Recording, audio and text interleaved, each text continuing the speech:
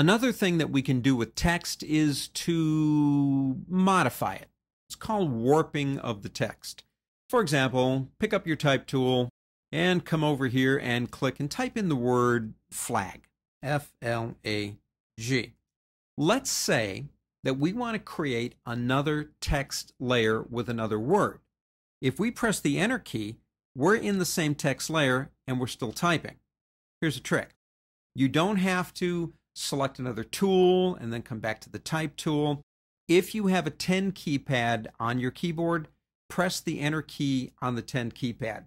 That will automatically get you out of that layer. If we click someplace else, we're now generating another layer, like fish. All right, so we got flag and fish. Anytime we want to go back to one of these other layers, we can press the Enter key on our 10 keypad, which will free up the type tool to select whichever one of these we want.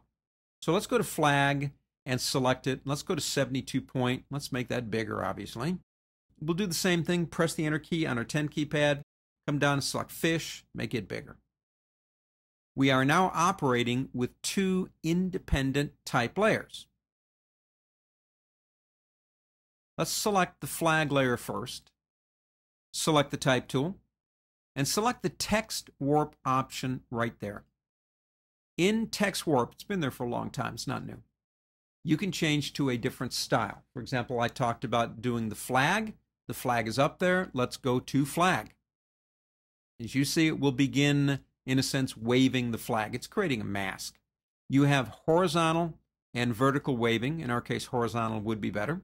The bend determines how much the flag, in a sense, I suppose, is waving.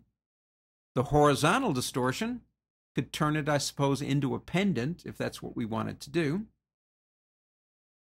And vertical distortion changes it vertically. Here's the rule. If you distort the text so much that you can't read it, then it doesn't count. You still have to be able to read it. So we've changed the word flag. Click OK. Go to the fish layer. Again, we have the type tool selected. Type warp again, and we could go into fish on that one. Looks like a fish to me. We could bend it one way or the other. Which direction do you want your fish traveling in? Horizontal distortion. And vertical. Again, if you can't read it, it doesn't count. The warp text feature does not rasterize the font. It's one of the few things that doesn't.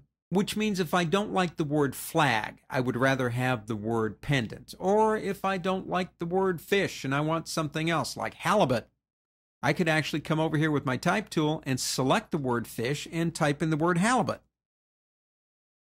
And as you can see, it would follow along with it. We could go to the word flag up here and type in pendant. Up to you. It is one of the few features that when you distort the text, doesn't require you permanently rasterize it. If you don't like that anymore, go to that layer. Select your type tool, of course.